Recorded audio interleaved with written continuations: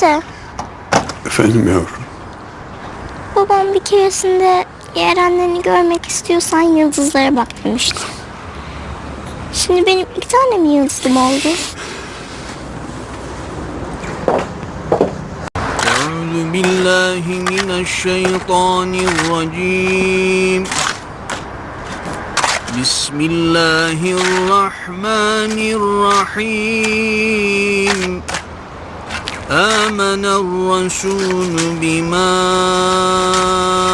أنزل إليه من ربه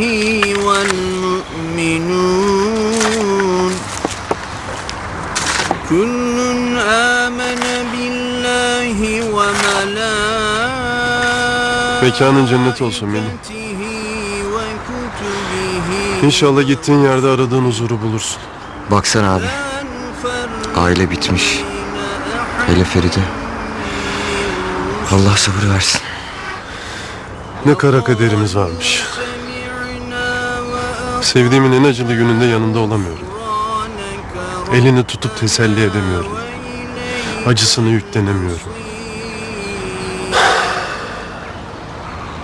لا يكلف الله نفسا إلا وسعها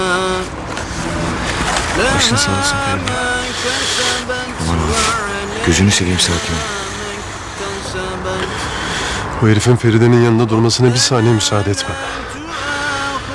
Ama şimdi